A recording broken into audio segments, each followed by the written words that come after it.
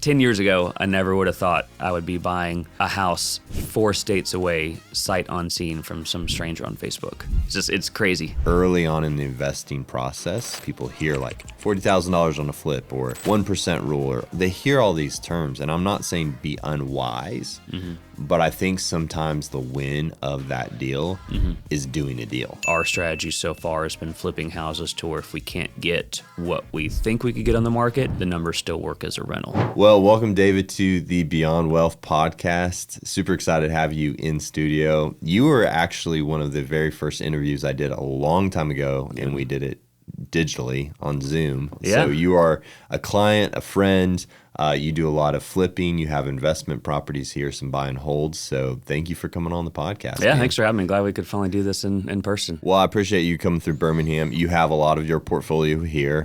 You have you have like an Airbnb, other places. So why don't you go ahead and just give me a rundown of your portfolio, kind of locations and places, how you got into investing, and then we'll just kind of track into the flipping and all that kind of stuff. Yeah. So I live in Austin, Texas. So grew up in Houston. I lived in Austin since 2006. So I've been there for a while. Almost long enough to be considered a local, but Almost. Not quite.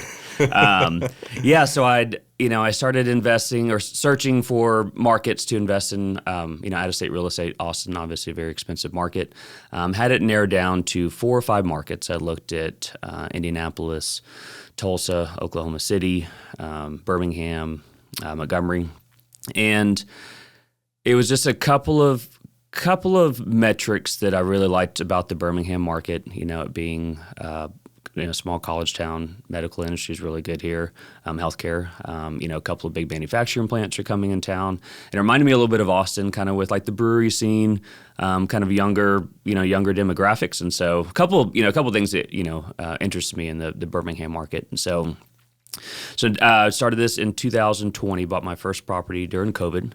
So right now we've got 4 long-term rentals, a couple different parts of town, Midfield, Pleasant Grove, Forestdale area. So that's been the strategy with rates. And when I first started, I wasn't looking for, I enjoyed the passive income, but this was a long-term retirement play. The idea was to have in 15 to 20 years, have 15 houses that were paid off, and that was our retirement plan. Obviously I invest in the stock market through my employer.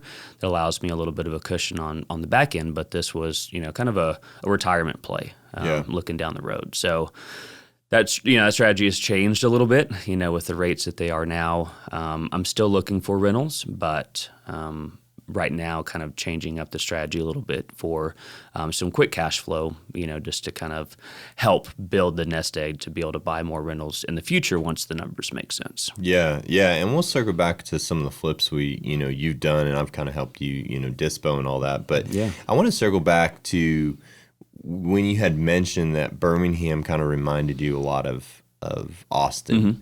And I thought that was an interesting thought of basically like, Austin, the things that do make it successful, pockets of areas, maybe up and coming, things. You understand how that, downtown area can have some recession and then pull back and, redevelopment type of stuff happening. And I think it's interesting that even though you don't necessarily know Birmingham as much, you kind of have a mirror metric of the things that might be popular or areas as you drive. You've been here a few times, visited Birmingham, and it's allowed you probably to mirror and see like, hey, I could see this pocket be kind of like a good play long term, because I've seen it happen in Austin.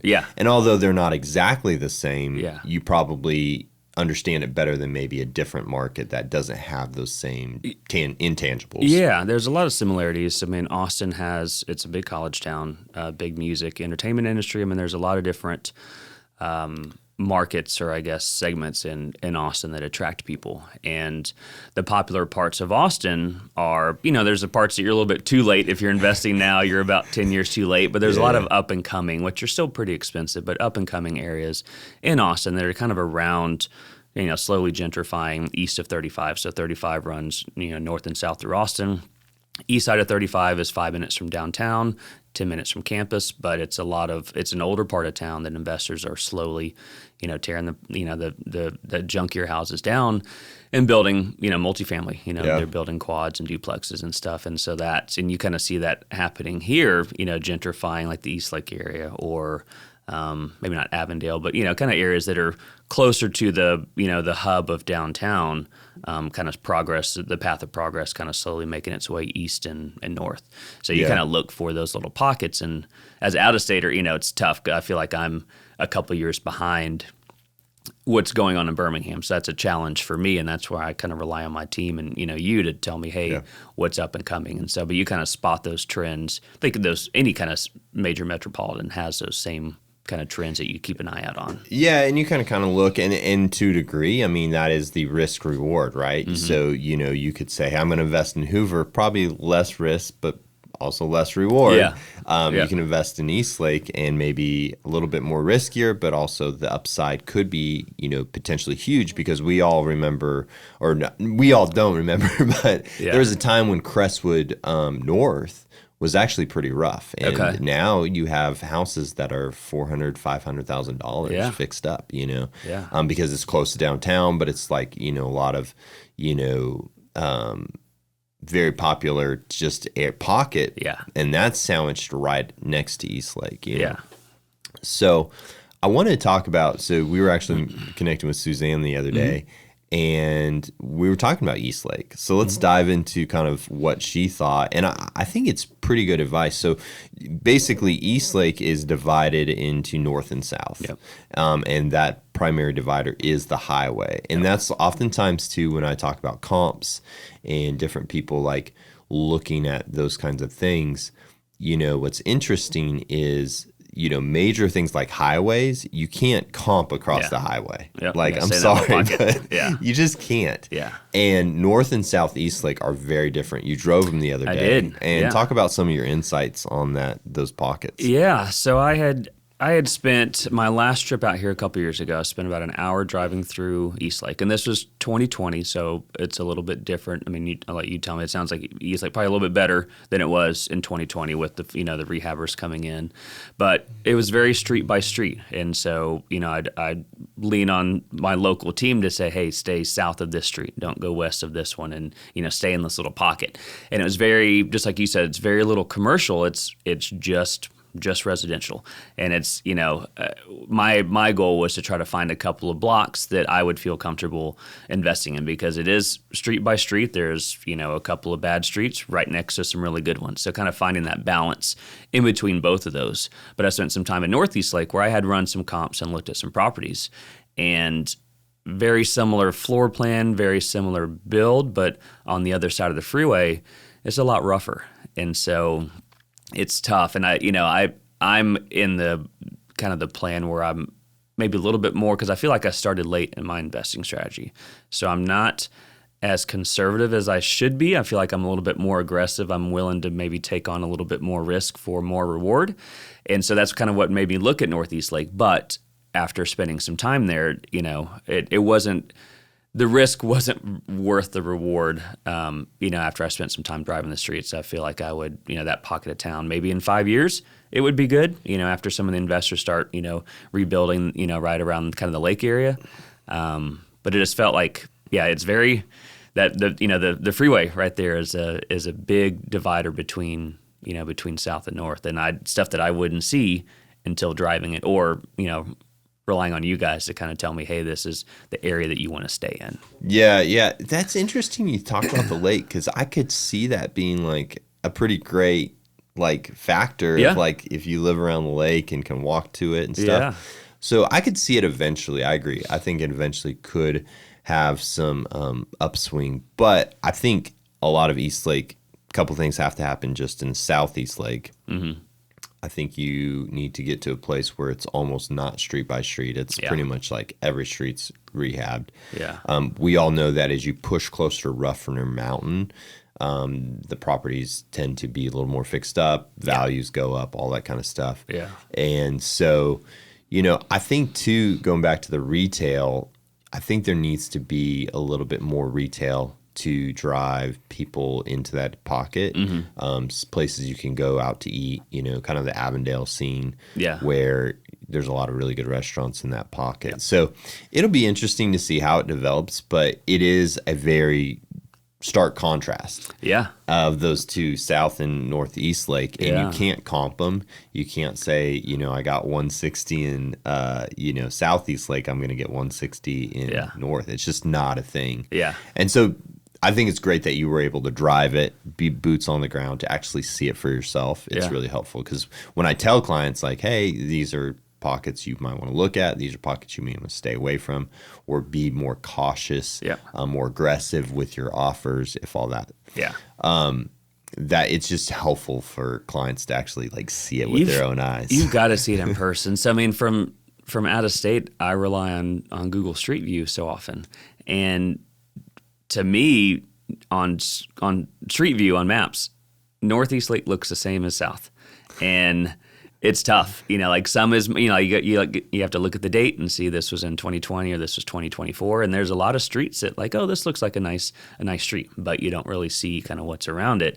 And so, that's, the added value of having somebody or being able to do it, drive it in person, or somebody who knows the area. But, somebody from, hey, it all looks good to me. Let's put in an offer on this one because it looks the same as the other one that we looked at, in Southeast Lake. So obviously, it's a little bit different strategy. And it goes back to there's no free lunch, right? Like the investors here who are out of state, they basically have to put in an effort to, build relationships with people who know what they're talking about locally. And then also like do their due diligence, show up, drive the areas that you're thinking about investing in, put in the time and effort, You guys have talked me out of a lot of bad ones. so worth its weight in gold right there. So, okay. So let's talk about that, because you are an out-of-state investor. You do have a team. I'm part. I help you with some of it. You have people who do construction. You have other people who have off-market deals. Talk me through kind of your pathway of how you do investing now, and kind of specifically your flips, how you pulled the team together, what you contribute, all that kind of stuff. Your kind of system. So I kind of talk about the team. So I have a partner who she's Birmingham local. She seems to know everybody in and out of real estate in the area. So I bought, when she was a wholesaler, I bought my first couple properties from her. So kind of built that relationship there. No longer works for that company. So a couple years ago, I gave her a call and said, hey, would you be interested in partnering up on some potential flips or rentals or acquisitions or whatever? The idea was to kind of partner with her to do some of our own off-market marketing, try to find, go direct to the sellers, try to find some good properties to invest in. So we've been working together for about a year and a half. About a year and a half. So that's kind of the business partner. We have a contractor that I've worked with to fix up some of my rentals, to do some rehabs. So he's kind of the jack of all trades. He'll go out there and he'll walk a property for me. He'll say, all right, are we doing a rental rehab? Or are we doing a flip rehab? What do you want the scope of work to look like? And he'll put some prices together for me. I like him because he knows what he's good at, but he also subs out, some like the painting or the electrical or the plumbing. So he knows where his skills are, but he's not afraid to offload some of the work to make sure the job is done correctly. So, with those two, it's easy for me from Austin to kind of manage these projects hands off. I have a great relationship with a contractor, but also with my partner who can kind of help manage the rehab from beginning to end. They'll go and help before we're even under contract on these properties. They'll go and walk them and make sure that there's no major foundation issues or Fed pack panels or anything like that would kind of not make or break the deal, but make sure that we're running the numbers correctly. And part of my strategy is having, with your help, having the ARV in mind and then working backwards into the deal from there. So, and I always have an exit strategy. I think our strategy so far has been flipping houses to where if we can't get what we think we could get on the market, the numbers still work as a rental. So that's a good kind of worst case scenario. My partner and I will keep it, we'll rent it out, we'll make a couple $100 cash flow a month, and it's a good property to have. That's awesome. So I think it's all numbers. And for out of state, I mean, we were talking about this yesterday. I can be a little bit of a perfectionist. A couple weeks ago, we had a couch delivered to our house in Austin, and the delivery guys took a chunk out of the drywall in the corner of our house. Just a small cosmetic fix, but I look at it every single day, and it bothers me. I painted it, I patched it, but I can still see where it is, and it bothers me. And I feel like a benefit of me being out of state is I'm hands off. I don't see the houses. If the house has unlevel floors, it's not my problem. I'll get it fixed, but it's not going to eat away. It's not going to bother me that, we have to make sleepless this. Nights. Yeah. So that helps that I'm kind of hands off from these projects, and it allows me to, spend my time acquiring more properties or kind of help developing relationships with local investors, things like that, where they do the day-to-day work of the business. I mean, it's all down to numbers. If it's easy for me being so far away to keep emotion out of it. I have my spreadsheet that we run the numbers for. If we can't make the numbers work, then just pass it and on to the next one. I never see it. I never get emotionally invested by walking through the house thinking, oh, this is a great fireplace on a great street. I love this house. I want to try to find a way to make the numbers work. It's all numbers on a spreadsheet to me. So if it works, thumbs up, thumbs down, and then just move on to the next one if not. Yeah, and you say you're hands off, but I would actually say you're not, to be honest. Okay. I think in a lot of ways I agree with the day-to-day. Right. But I think you're actually very hands-on in the fact that you take a lot of initiative and do what you can do from, out of state. So, okay. I've always appreciated that about our working relationship. You know, if there's a vendor to call, like, you don't put that on me to like, hey, like, give this, can you line up septic for me? Mm-hmm. That's something that you can do. Okay. And so you do it, so like if there's a call you can make or a person you can schedule or a conversation that you can have, then you do it and you take the initiative and you really own that part of it. But if there's something that you can't do, like show up to the property and, meet the gas person there because, they have to have someone on site to get the gas turned on, you can't do that. Okay. And so that's when you leverage, a team to help you kind of move the ball down the field. So I've always appreciated that about you is because the expectation is that you're also going to work. Okay. You've never sloughed off some of the work that you can accomplish yourself to someone else. Right. And then, like I said, you make other people, the things you can't do, you ask them to do, and it works out to be a good relationship. Yeah. So I think there's some things that it's just by the time I could give you the number of the septic company and the address and the stuff, sometimes it's just easier for me to get things done. Just like you said, if I can get it done remotely, quicker, and it takes less time for me to do it than to delegate it to somebody else, then I'm perfectly okay with doing that. Yeah. I think I'm still learning, and so I think a lot of things I choose to take on myself is good experience for me. Maybe in a couple of years I delegate that and pass that, on to somebody else on the team to take care of. But now, I enjoy that part of the process. The more I'm always learn something new with every project. Something always seems to go wrong. It's always a good learning experience. And so I think by still having my hand in that part, it helps. And also, I'd feel kind of bad. I mean, I'd feel bad asking you to call the septic company when I could just do it. So I don't know. I think it's a balance of figuring out where my time is best spent. But I don't know. I still I have to provide value too. So let's talk about profit and experience. Okay. How do you see this beginning? Because I've had people on the podcast who have been flipping for a very long time. Mm-hmm. You're relatively new, and so you have a perspective, honestly, that other clients probably have too. Like, I want to start flipping, or I'm gonna, I've done a few, but I want to do more. Talk me through a little bit of your mindset on what your expectation of, profit. Is it a percentage? Is it net? And then also, what's your expectation of experience, on a project? Because I think about, the payment you are getting right now in your early investing experience is kind of both. Yeah. You're making some money, but you're also gaining experience. Yeah. And to a degree, you're getting paid with both. And eventually, the experience will take over and you'll hopefully make a little more profit and already have the experience. Yeah. Yeah. I tell people I'm in the fortunate position to have a good W-2 job that I love. I don't plan on quitting anytime soon.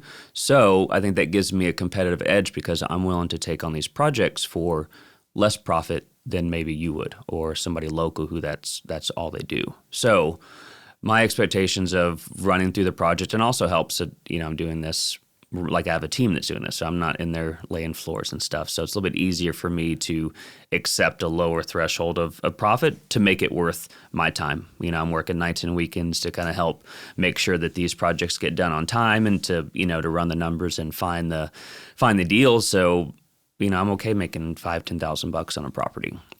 It never was the long-term plan, of mine to actively flip houses. I mean, not everybody, but a good amount of people like real estate because it's passive income, even though it's not really passive. But the goal was to have a portfolio of houses that kick off rental income, and that's still kind of the long-term goal. I don't ever see myself being a full-time house flipper, especially out of state. Just too much can go wrong. So I think the goal is to build up until rates change. Just keep buying properties that would work for rentals. If we're not able to get a good amount on the profit and revenue on the sales side, and kind of just see where we are in a couple of years. Obviously with cash tightening up, it does help to have a bucket of money to for acquisitions, even if you do keep them for rentals. So that's kind of the temporary plan right now. I've got a 9-month-old daughter at home, quickly realizing that diapers and childcare is about as expensive as I'm going to get. So it helps to have, the extra income to put stuff towards that. But I think it puts me in a good spot because I don't need the profits from flipping houses to pay for our rent and to pay for our utilities. My job does that. So. How do you go about finding houses? What are your sources of finding stuff? Anything and everything. Facebook Marketplace, reaching out. I have an mail merge list of all the wholesalers that I did. So one thing I kind of did, which I told a couple of people and they thought it was a little bit interesting. So I have a little bit of search engine optimization experience from my freelance over the last 4 or 5 years. So one thing I did was spit out, so there's a couple of programs I use that will spit out every Google result of any keyword that you put in. So buy homes fast, cash, Birmingham, Alabama. Combination of 20 or 30 different keywords, spit out a sheet, mail merged every wholesaler on that list and said, hey, I'm an active buyer. Here's my buy box. Please add me to your list. So just reaching out, having an active presence in the Facebook groups. 10 years ago, I never would have thought I would be buying a house 4 states away, sight unseen from some stranger on Facebook. It's crazy. And businesses are, conducting business on Facebook, and it's crazy, just the internet, and just the amount of connections and investments that you can make just by people you meet online. So, Facebook Marketplace, wholesalers, previous relationships, did the same thing with agents saying, hey, I'm buying junky properties off market. I have cash. Let me know, here's what I'm looking for. So just kind of putting it out there that I'm in the market to buy properties, and just kind of seeing what comes. I mean, I don't have a lot of local relationships here, so I don't have the benefit of running into somebody at a coffee shop, who's looking to offload a portfolio of 10 houses. I don't really have that yet. So I'm just kind of using the resources I do have. That's awesome. And let's talk about the exit strategy. I thought that was interesting that you basically, your buy box, you're always thinking of the alternatives. Mm-hmm. Why is that? Kind of going back a little bit different what I said before. I'm starting my investing career late, so I feel like I'm a little bit more aggressive on trying to catch up to making money. But on the flip side of that, I'm not in a position to cough up 20 or 30 grand cash if I lose money on a flip. So it's more just, it's safety. It's if I expected 150 for this house and we only get 120 for it, I need to make sure that I'm all in at no more than 120.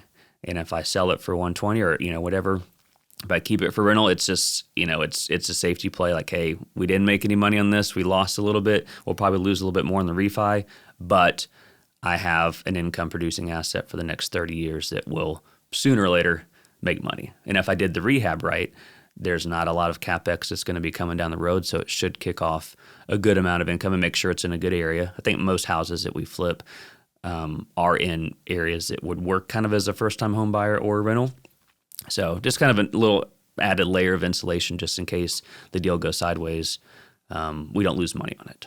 Yeah. Like you said, you're not going to be out $30,000-$40,000. You might be out a couple grand for a refi or whatever, but at the end of the day, I always go back to there's real estate money and there's grocery money. Yeah. And you're not going to look, say you lost a couple grand on a refi, you broke even, we'll call it. Yeah. You have that rental for 5-10 years. Yeah. And you make some money on the back end, debt gets paid down. You're not upset about having that property. It was my strategy, my initial strategy anyways, was to get more rentals. So, worst case scenario, I keep a house that I would have loved to have a couple of years ago. And, with the rates, it may lose some money until we can refi at a little bit lower rates, but it's not a bad worst case scenario for me. And I probably miss out on a lot of properties by having that exit strategy. We're under contract on one now that would not work as a rental. So on one side, I'm a little bit nervous that, hey, if we can't get our money for this, what we want, we're going to have to take a loss. But it's a good house. It's a good part of town. So my experience helps me be a little bit more comfortable with that. Yeah. And you still could turn it into a rental. It's not like a $500,000, $600,000 house, which people still rent out houses that expensive, not as much, but you're still in my opinion, a very safe pocket of that margin of ARV. Yeah. So let's talk about, because there are pockets that are primarily rental properties. Like, there's certain areas and also price points that it's really hard to justify it being an owner occupant long term. What for you have you found the ARV of like here and above starts to become more owner occupant in Birmingham? I would say probably 125 and above. And I still stick to the 1% rule. It's probably not the greatest rule now with the rates, but I found that 125 and above is tough to get enough rental income for it to cash flow. And I feel like the 125 probably at the low end, maybe like kind of Roebuck, Center Points area, maybe a little bit higher. Even some in midfield, I feel like at that point, kind of depending on the rehab we would do, but I feel like that's a good entry point level for a 3-bed, 1-bath, somebody, first time home buyer. I think it depends on the area. I think there's some areas in midfield where maybe a little bit lower, maybe closer to 100 would be like Green Acres area would be maybe like a good, kind of rent ready rehab, but to sell to a first time homeowner. I think that's a good point, and I think it's also climbed. We've seen a dramatic increase in prices overall, and so even on the lower end of Birmingham, maybe not, per ratio, it hasn't jumped as much, but I would agree with you that in the 120 to 150 range is where owner occupant starts. Yeah.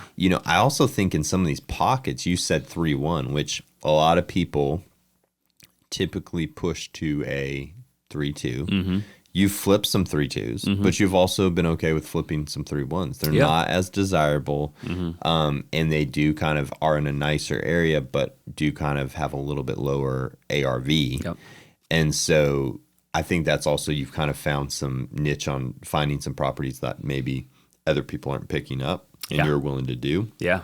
Like you said, with the smaller profit margin, and you still get to learn from it. You're still making money. Yeah. And it's worked out. And I think a 3-1, like the one we sold, it would work as a rental. It would, knock $100 off the rent due to it not being a 3-2. But yeah, I feel like my buy box is a little bit maybe larger than, somebody else who has a little bit different strategy. So it allows me to get into properties that somebody else may have not wanted or would have bought it at a lower price. I think I've overpaid on a couple of properties that I have. But I think that it's all numbers. If it's a profit that I'm okay with, then I'm okay, having to pay the out-of-state tax, of overpaying a little bit. But as long as the numbers still make sense, I'm okay with that. Yeah. I'm never gonna lowball just to do it, just to save money. If it works for me, then then I'm okay with that. And I could make more money not having that strategy, but I'm okay with the little bit less of a profit margin to have the experience and to have the properties.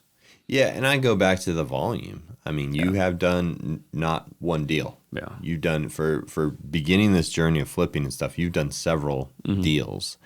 And if you had this strict buy box or like, I've got to make exactly this, I don't think you would have as much experience under your belt. Yeah.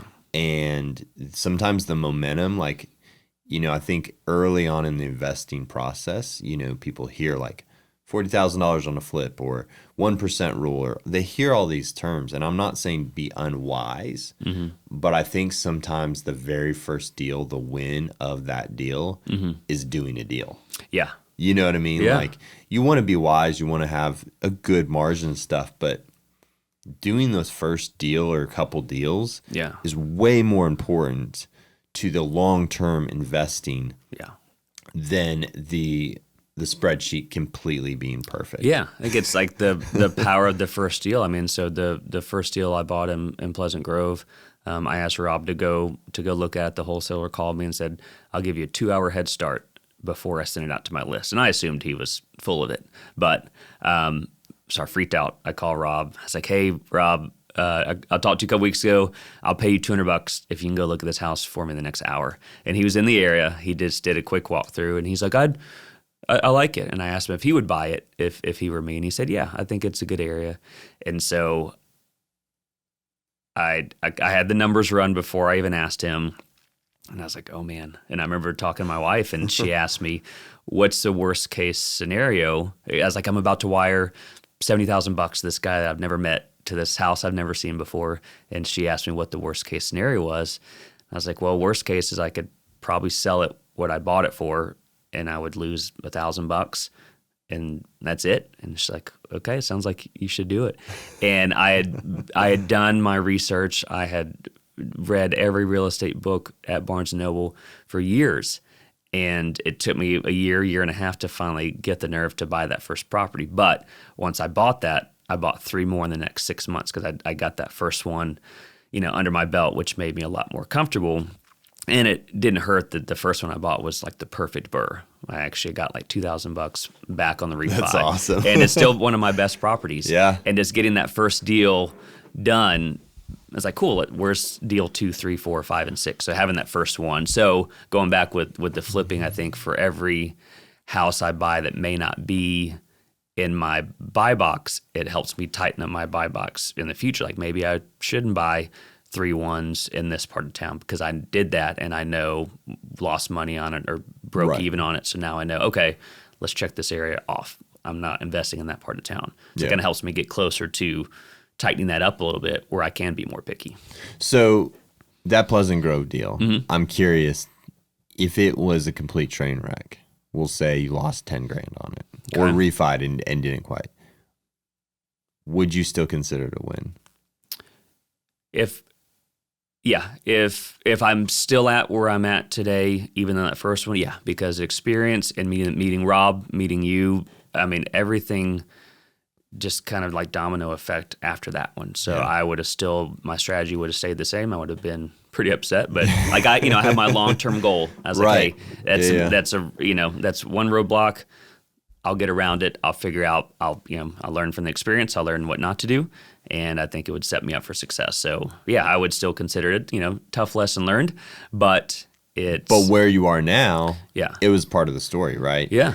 And that's what I kind of go back to. I heard on Bigger Pockets this one guy who I think he lost like $20,000 on his first deal. I mean, it's just horrible to hear. Yeah. Obviously listening to the ins and outs of his story, I'm like, well, I can tell you why you lost 20 grand, Yeah. The guy definitely made some mistakes, but now flipping, owning rentals, super successful. And sometimes when we do hard things, it allows us to continue to progress and do harder and harder and harder things. Yeah.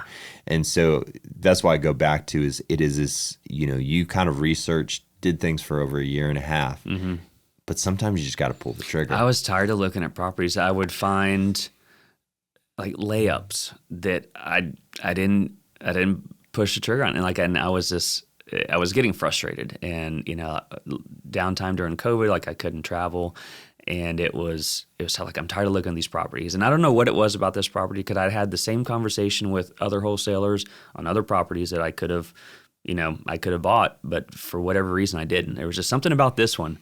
I don't know if it was Rob that talked me into it. And he didn't have to sell me on it. And it was something about that one. I think I'd finally reached the point where you're ready. All right, yeah, either crap or get off the pot. And I think that's what it was. And that kind of, and knowing what I know now, if nobody knew what was going to happen with COVID and rates and stuff. Like, I wish I would have just been on a buying frenzy those 3 years. Yeah. I feel like I would have been in a lot different position. But I'm extremely grateful for getting that first one under property. Yeah. So it was good, and it was a good one. So I've had worse since then. Yeah. Talk me through. So you've flipped some properties. Mm-hmm. You've obviously still had to rehab properties to get them ready. Mm-hmm. Let's talk about some of the lessons you've learned in all of this rehabbing you've done out of state. Listen to your property manager and your realtor. So the Pleasant Grove one, I had this grand scheme of like a rehab scope of work, and my property manager talked me out of half of that, which I'm very thankful for, because my house has granite countertops. We have tile backsplash. We have stainless steel fridge, and I expected, I want to provide a home for a tenant that is nice. It has good finishes. It's safe. It's clean, and you can still do that, but there's certain neighborhoods where people don't expect granite countertops. They don't expect tile backsplashes. They want something that's clean and safe, livable. And so just, listening to your project or property manager on the level of rehab. Each part of town requires a certain level of finishes. And so kind of keying that in with you and with the property manager. Don't over rehab. Don't under rehab. Take care of the major mechanicals. Make sure that, there's some stuff you can overlook. Some things, you got to have good HVAC. You got to have a solid foundation. You've got to have a good roof, and just kind of taking care of those, and then attracting the quality tenants that will take care of your home. I think I thought too, like when you were talking about that, like taking care of the HVAC, all these kinds of things, because on the front end, especially when you're buying holding, right, mm-hmm. you can go to refi out your costs. Well, what happens if you shortchange? We'll say HVAC's on its last leg, mm-hmm. and you're like, I'm probably going to need an HVAC in the next year. If you did it on the front end, and then you show that appraiser that scope of work and say, hey, I put a new HVAC in, mm-hmm. they may not give you 100% of the value of the HVAC, but they're going to give you some additional value, because they're like, it's literally a brand new HVAC, mm-hmm. which then goes to the loan, mm-hmm. which you can pull back out of it. Yeah. Versus if you shortchange some of the rehab of some of those mechanicals, roof, water heater, HVAC, whatever it is, mm-hmm. you don't get that value on the appraisal. Yep. And you can't pull that money back out. Yeah. So especially when you're kind of like trying to burr, it's really essential to not try to nitpick some of these mechanicals, and then you kind of shoot yourself in the foot later when that HVAC does go out. Yeah. And I think out of the 3 or 4 HVACs I've repaired, they were all close to end of their useful life. So luckily for me, it was a no-brainer. Like, you've got to do it. Whether you're selling it or keeping it. And so I think some things if we put it up for market, and you'll get some feedback after 3 or 4 showings, like, hey, this issue was mentioned every showing. Let's get that fixed. So I think some things, not trying to be cheap, I'm trying to keep the bottom dollar in mind, but I think that it's always a learning experience. Like, what are the top 5 things you have to do? And that's where your experience and your coaching has helped. Like, hey, in this area, we got to do this. And so I'll maybe not paint the outside, use that to shore up the foundation, or just kind of pick and choose what can do. But listening to the people who go in the houses, because from afar, from Austin, they all start to look the same after a while, and that's where just I'm working with a team to help guide my decisions. Use that team to do what's the best interest for everybody. Yeah. And I think like location and stuff too. But just kind of I built a team for a reason, and it doesn't make any sense to kind of go do my own thing without, taking their feedback in mind, which, you guys drive most of my decisions. So it definitely helps. Oh, I think the thing I've appreciated about our partnership through the years we've worked together is that, you do listen, you do take it into account, you add your own thoughts. Well, oftentimes, because, I have my own portfolio, mm-hmm. and you have investing experience, we'll talk about stuff and I'll say, hey, give me some feedback. How would you look at this? Because you are kind of in the numbers and you kind of think through some things differently. And sometimes it's just helpful to have another investor just to be a sounding board. But I think the takeaway that why you've been successful in this market so quickly is your desire to work mm-hmm. and do the things, like I said, that you can do, and then allow, leverage team members to do things that you can't do. But you never had an expectation on me to do something that if you're capable of doing it, mm-hmm. you take the initiative and you knock it out. Yeah. And then when you do ask for something like, hey, I need a favor, can you do this? I'm like more than happy, because you haven't tied up all my time calling septic people that you could do. Yeah.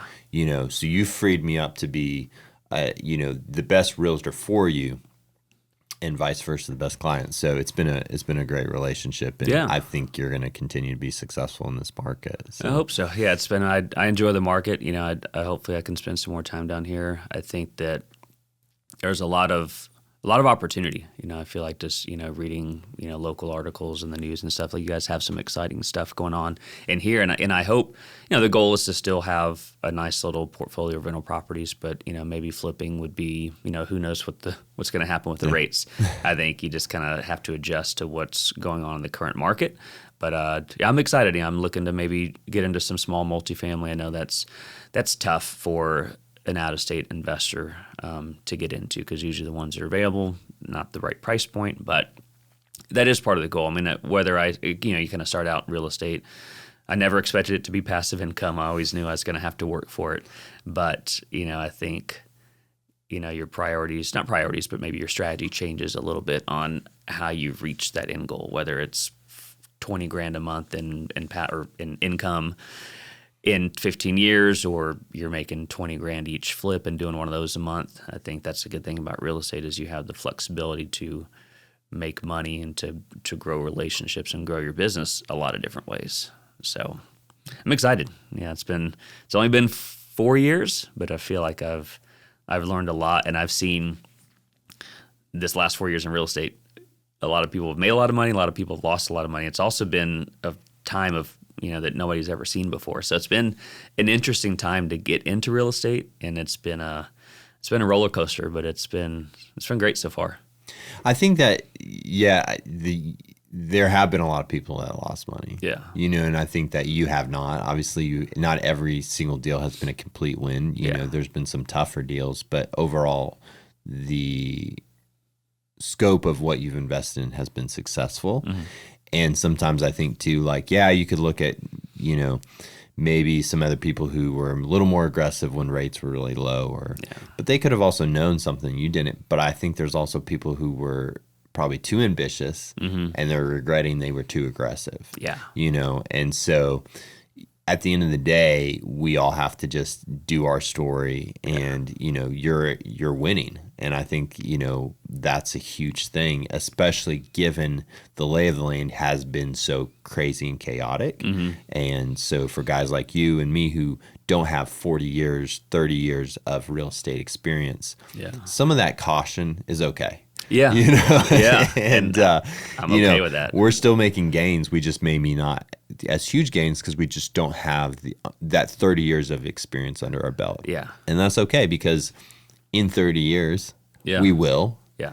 And at that point, we will continue to crush it because we have that under our belt and can see those waves and really, take those upticks and stuff. So. Yeah, I think. And I like Birmingham as a market because, like we were talking about yesterday, Austin was up and down. They appreciated crazy, and now they're dropping. They're declining to levels that they probably should have been. Birmingham was pretty, a lot more stable. And so, I'm all for investing in markets that are just kind of just slow and steady, hopefully slow and steady up.